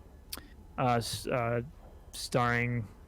I don't even know who these people are. Danny Glover's in it. Okay, Oh, hey. okay, so here's the plot. If you've never seen this movie, I saw this movie a long time ago, so I don't know if it was okay back then. But here's the plot. Anthropologist Stanley Shepard is brought to the Arctic base when explorers discover the body of a prehistoric man who has been frozen for 40,000 years. After thawing the body to perform an autopsy, scientists first attempt and succeed to resuscitate him. So it's kind of like Encino Man, except it's supposed to be like, it's a drama. Yeah. It's supposed to be like if it really happened. It's not bad, but no. Does he us- wake up and us- hunger for human flesh or something? No, he's just like very confused, and he's almost like it's like he's a Neanderthal or something. Right. But Otzi the Iceman is he's also known as the Iceman. This is just from Wikipedia, but it's a natural mummy of a man who lived between 3400 and 3100 BC. He was found in September 1991 in the Otzo Alps, hence the nickname Otzi, near Simeluan Mountain and Harladsberg on the border between Austria and Italy. He's believed to have been murdered. An arrowhead has been found on his left shoulder, which would have caused a fatal wound.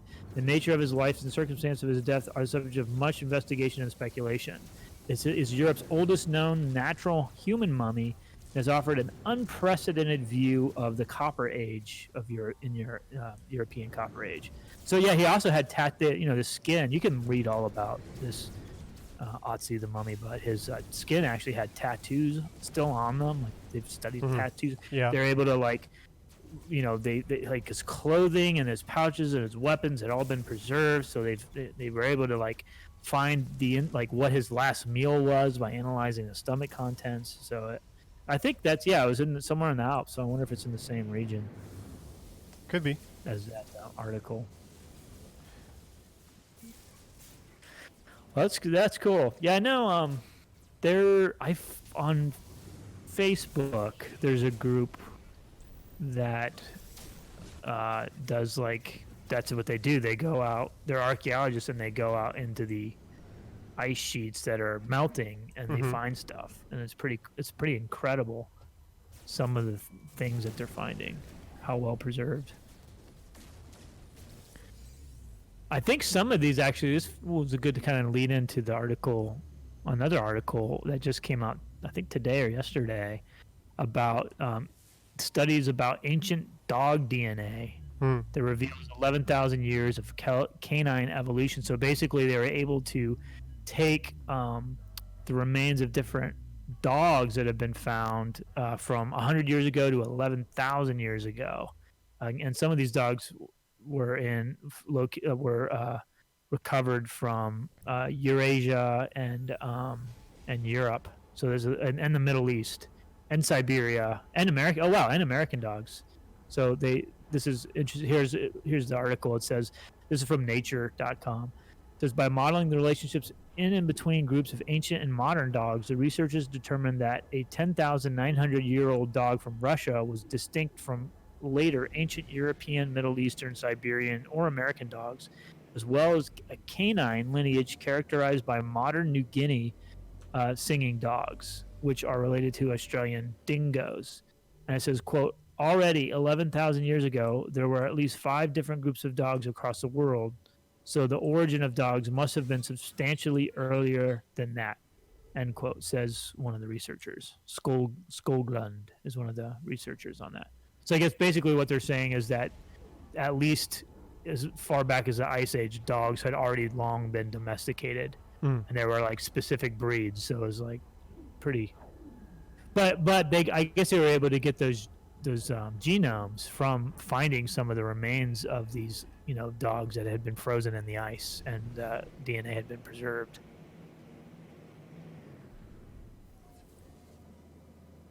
Cool. Yeah. Dogs are always a good topic. Yeah. I did see one article that was about dog burials being around for an awful long time. Unfortunately, it was behind a paywall, so I didn't get to actually check it out and to bring it up. But yeah, some of those articles are like that. Yeah.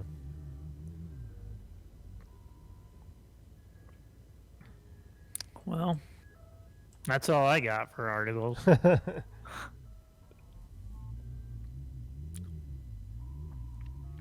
So they actually tested. So what ones they tested again? I remember you said North America and Australia. Let me bring it back up. Yeah, it said was distinct from later ancient European, Middle Eastern, Siberian, or American dogs. Okay, but they said one was related to the dingo. Yeah, it said American dogs, as well as a canine lineage characterized by modern New Guinea singing dogs. And New Guinea, which are related to the Australian dingoes. Got it. Okay. Sorry, I was fighting pirates, so I missed a little bit of that. Yeah, that's understandable. Yeah.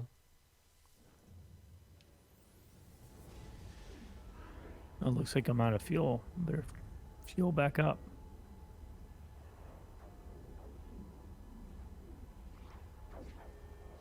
All right, back to surveying. Going back. It's a big no for me for the one I was just at. Although I'm not sure if I wrote down where I was just at. Whatever system I was just at is a no. So let me type that in.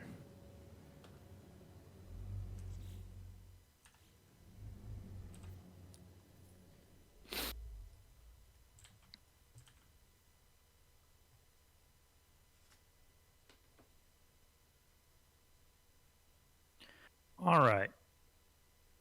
Now to figure out where I was just at. Not sure. Yeah, that Otzi mummy was so cool. What was? The Otzi, that mummy. Oh, okay. Like the tools, the copper tools that they had found with them, and his stone tools and just the clothing, like the craftsmanship of his shoes, and they did like, he had basically had old injuries, but then it also looked like he had more recent injuries to his arms, like a defensive wound. There was actually a movie that they made about him. Like, it was fictionalized, but it's based on like what they think happened. It came out not too long ago, like a year or two ago. I saw previews for it, but I don't know if it was any good. It looked, but apparently they used a lot of what we understand about him from the archaeology to create this story, although it's obviously fictionalized. And it's called Iceman. Yeah. So there's a movie called Iceman that came out in 1984. That's the one where he comes back to life. But then there's another movie called Iceman that was made in 2017 that is about Otzi the Iceman. But it's like a fictionalized, like, this is what we think happened. And looks good. So check it out. I put it up there. But basically, I think hikers found it too. I think that's the same thing is what happened. That's not that uncommon for people to find it who aren't doing archaeology, just because people are everywhere and there's more people than archaeologists. We can't cover it all. Part of the reason we are doing our Heritage Monitoring Scout program was basically gets volunteers to help us monitor how the health of sites, especially ones that are under threat through various kinds of climate change or human activity.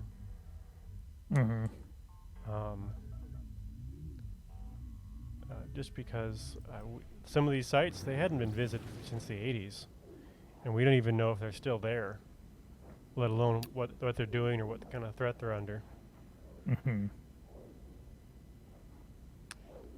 Yeah, we just did some site monitoring earlier this week. Yep.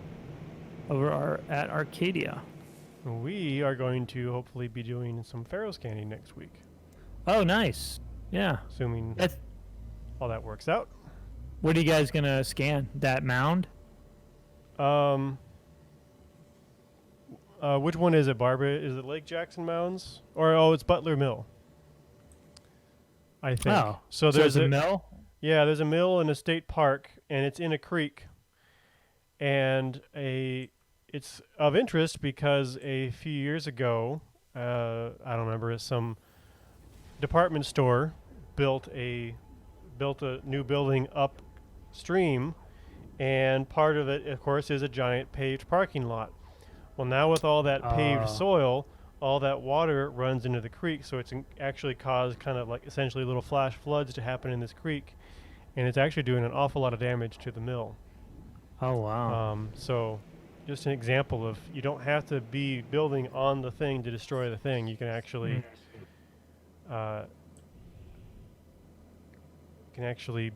being around it can cause that kind of damage. That's too bad. Yeah. But we're going to hopefully get it scanned and worked out.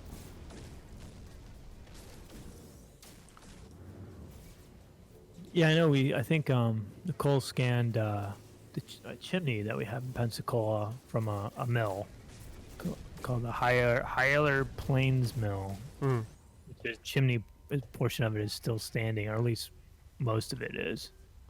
But I'm sure if we had a hurricane like Michael, it would not be standing anymore. Right. But now I believe now it is digitally, or however, with lasers. I don't know if you call it digital. I'm not sure. That's still digital. Yeah. With lasers, not the cool kind of lasers though, that you shoot out of these spacecrafts. Right. The uncool kind. If we shot the Hyler Plains Mill with one of our spaceship lasers, it would definitely give our inventory new bricks. That's how that works. That is how it works in this game anyway. You shoot it, you get the things from it. That's right. If I shoot an asteroid, I get some gold. just like in real life. And just like in real archaeological surveys, I've once again come up empty-handed. It does happen, although typically not as often as this. Yeah, I was like, wonder if we would even have a CRM industry if we found as little as we find in this survey. It'd be awful hard to convince companies to pay for it. It's true. Just pay for it because it's right. How about Right. that? I'm sure that works. Mm-hmm. You know, I should think about. So I want to talk to you about doing your. You said you did some videos with your phone. Yeah. Mm-hmm. Yeah, with the iPhone. And- Those last two ones I shot were, I not only shot the whole thing on my iPhone, but I edited it in the iPhone too. I think I should play around with maybe trying that while we do our scanning and see if I can make a video out of that, or Yeah, for at least sure. it's an opportunity to play around with it. Mm-hmm. Yeah, go for it. Yeah. I mean, I've just been putting them under the Fieldwork Friday playlists. Mhm. So we've got the two. We got the one we did 2 weeks ago up on there, and then the one we did this past Monday. It's up on there. It actually went on there today, but it's under that Fieldwork hashtag Fieldwork Fridays playlist. So yeah, you can throw them up on there. Be perfect. It works. Yeah. Does it matter if it's not on Friday? Yeah, exactly. No, it doesn't have to be. Yeah, I mean, it doesn't have to be. I just put for those last two, I scheduled to be released on Friday. That's a good idea. I can do that. Because why not? But I edited it I shot it Monday. I think I pretty much was done editing it the same day. That's how easy it is. And then I may have worked on a little bit on Tuesday too, but not a whole lot. And then so then I just scheduled it for the Friday, because Fieldwork Friday. Right. Friday. Yeah, I'll give it a try and see if I think I can make something out of it. And Yeah. then I'll contribute to that one. Yeah, that'd be great. Yeah, I mean, I was kind of thinking that, all the regions could do the same kind of thing, since we're, obviously we're going to be spending a lot of time out at these places, and Right. it's like, why not? If you could do it on your phone. Now, I do use a gimbal for mine, so I think it kind of depends on. And a gimbal is just basically like a stabilization device. But honestly, most phones have built-in stabilization now, anyways. So, and that's basically all it does is it keeps you from seeing real, shaky hand footage. Right. Kind of helps with that a little bit, although it's not perfect, but it does tend to help a lot with it, depending on your phone. But I mean, any phone made in the last couple years, pretty much the video quality is pretty good. Yeah. And stabilization's pretty good. Yeah, I'll have to look into it. Maybe we can think about getting a gimbal as well. Yeah, yeah. I got the one I got for I've got one for our fancy camera, which I like it a lot, and I still use it for the hiking series, just because the quality is a little bit better still on the mirrorless camera, but not a whole lot, but just enough to where I notice it. Right.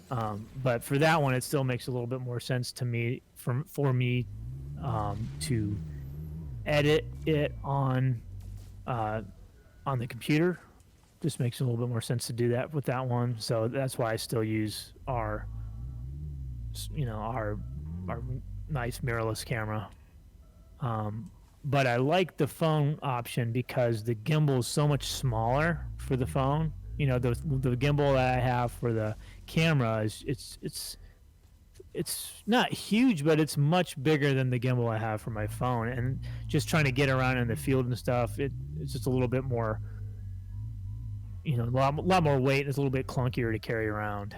So I like the phone option with that gimbal because it's just so much more portable, and I can do everything. I don't have to import video. I can just edit it in the app on my phone, and then I can post it all in the same place. And if you're just shooting like just basic footage, and maybe do an interview, or even if you don't do like an interview section of it, if you just you could actually just narrate later on. You don't need to even have an interview while you're Or a shooting combination of it too. yeah, right. Yeah, that's. I mean that. Then you don't really need the desktop version of, the video editing software that we use. So, yeah. So I did it just because I wanted to play around. I thought it would be a little bit easier to carry around in the field, and I thought I would just, I just wanted to see what would it be like just to do it all on the phone. And so far, I'm really impressed with how it's come out, considering what I'm using. I've definitely, I will continue doing it. Although I'm finding that I'm having to buy a little bit more accessories for the gimbal than I thought initially. So what kind of accessories?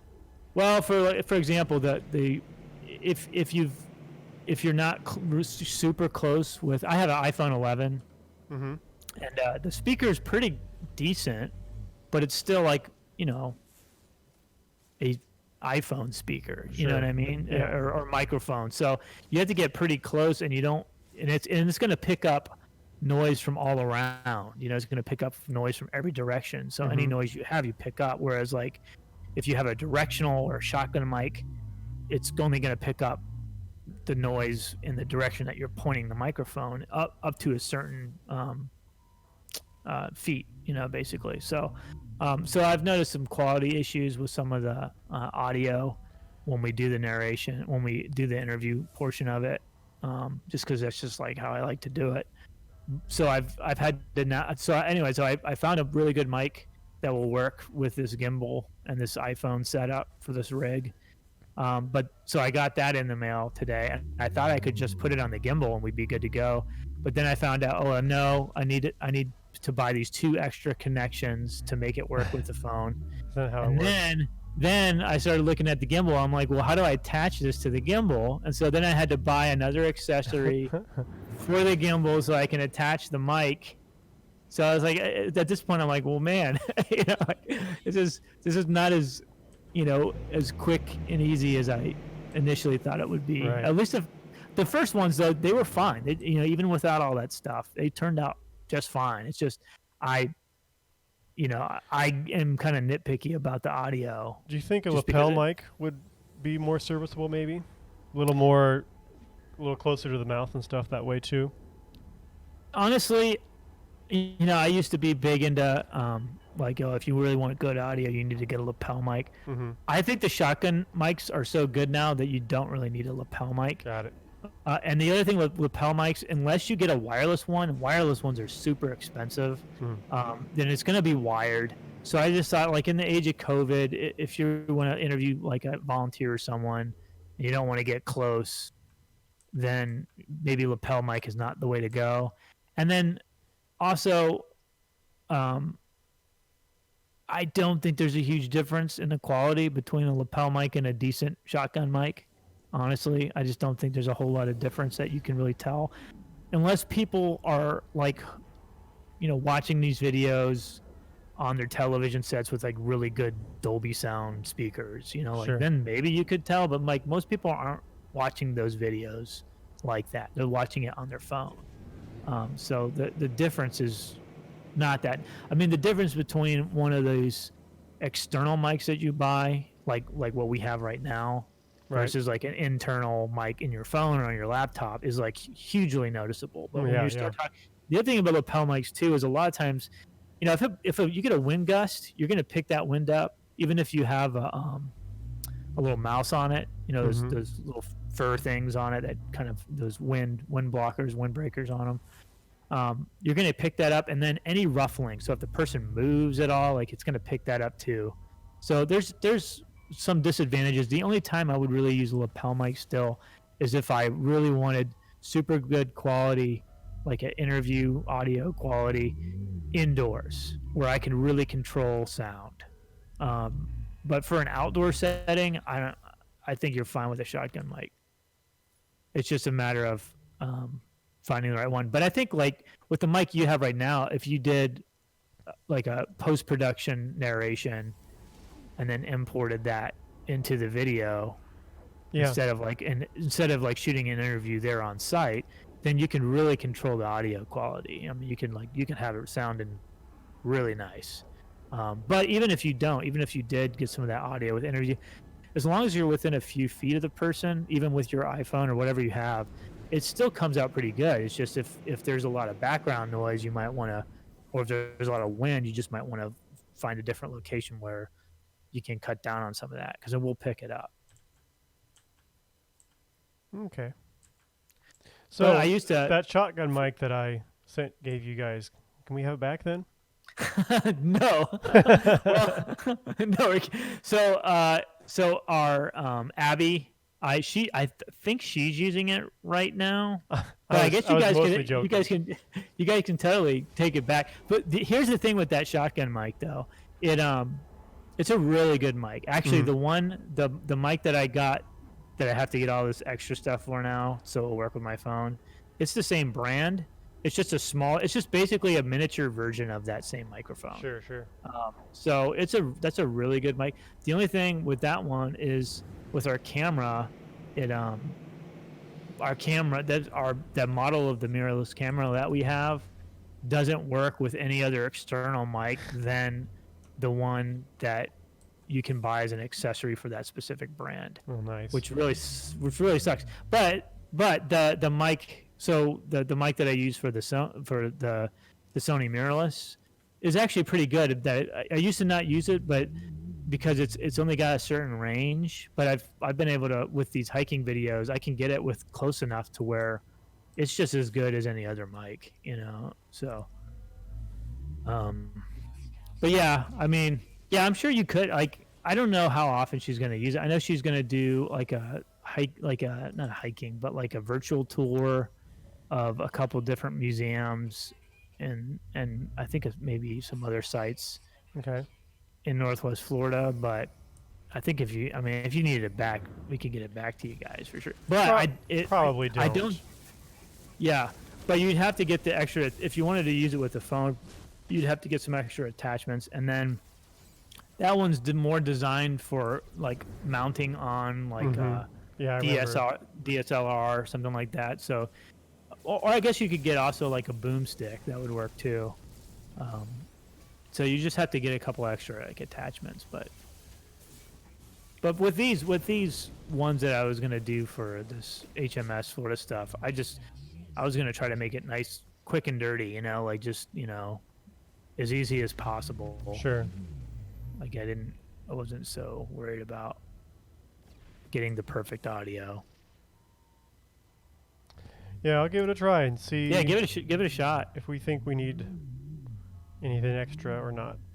If you want to try to edit on your phone, get Adobe Rush. You can get that with your creative, whatever it's called. University license. Yeah, the university license. It will work with that. You can actually download the app, and it will just ask you for your like sign in and password, and just put that in, and you'll download it. And it's pretty much very similar to Premiere. I mean, it's the same, It's not as powerful. You can't do as much as you can. But most of that extra stuff on Pro, I don't use anyway. I don't need that much for what I'm doing, no. Yeah. So, yeah, give it a shot. Throw it up there. I think I might. So look forward to that, everyone. Lots of content. We got a lot of content. I think we have something like 110 videos uploaded since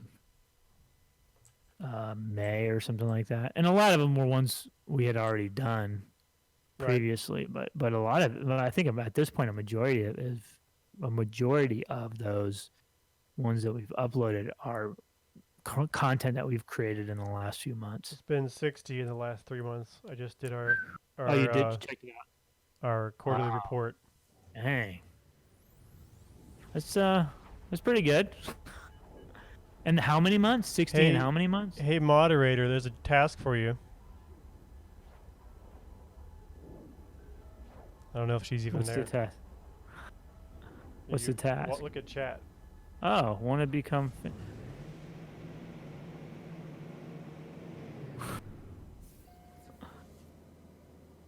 Interesting. And banned. I just saw that. Weird. Is that a good sign?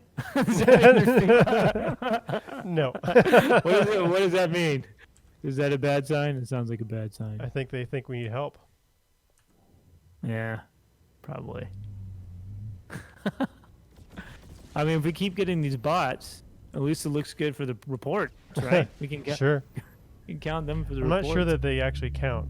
I've tried to determine that, and it looks like maybe they don't count towards the numbers, which is probably okay. Yeah, yeah. But you said 60 in how many? 3 months? 3 months, yep. So wow, so that's 20 videos a month. That sounds about right because, with this, I mean that's one a week basically, and then the Archaeology Arcade at least since the past, It's one a week. 7, And then one a week basically here or there. Zoom into Archaeology is one a week. One And a then week. We've had a fair number of those are probably the some of the highlights from our streaming as well. Yeah, So, which those are really nice too. Yeah, that's not bad. Not bad at all.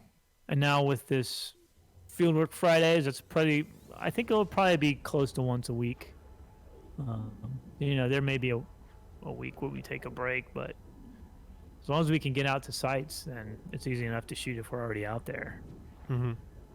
The hike with Mike takes a little bit more planning, but I have to do more research and find a place. Yeah. Basically, like what park have I not been to yet already? Well, I think I will do one more system, and then We're at time. Yeah. we can call it a day for survey. All right. Covered a lot today. A lot of YouTube talk. Yeah. Talking shop.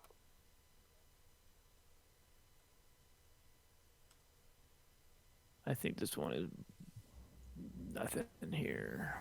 Where am I? Hold on. Oh. I'm in a system you already scanned. Huh. Whoops. Oh well. Hope I didn't miss anything. I didn't find anything, so I think you're good. And so we'll take a break from Archaeology Arcade next week because of, something important going on. Yep. Archaeological and No Man's Sky survey. Are we going to take a break from this too? Oh, were we not? I'm maybe okay we weren't. with that. I mean, Let's it's go up to ahead. you. Let's go ahead and plan on this, and then I'll change Okay. it in the schedule if we're going to not do it that time. So Okay. we can see for sure. yeah, I was thinking definitely, and then Archaeology Arcade will, not next week, but the week after that, and then we'll probably have Rachel back.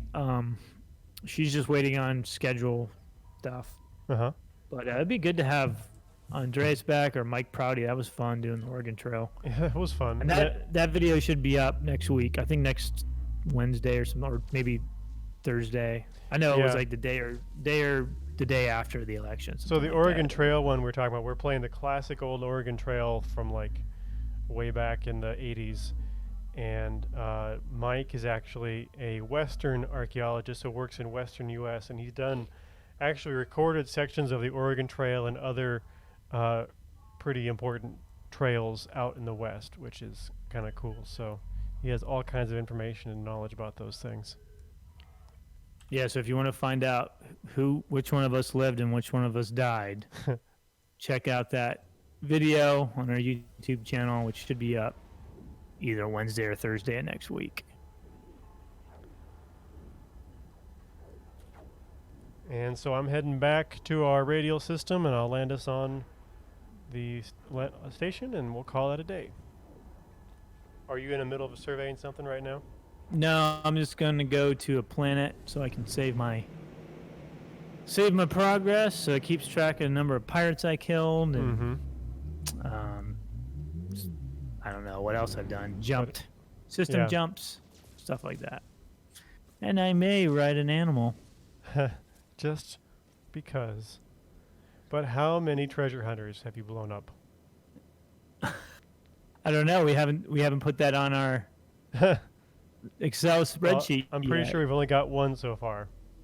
I think we could probably. Oh, okay. If you go by actual, like people that have tried to sell you stuff. Right. I'm just thinking like pirates would basically be any. Oh, pirate pirates! would- That's too huge.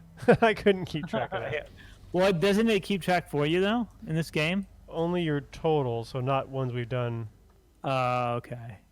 Um, Well, for Whatever. me, the totals would be all for this entire game. For me. okay. So we could just keep track of mine on the website. Yep. Okay. If Well, I can- sorry. Did you? no, Okay. I've destroyed 284 starships. That's a lot.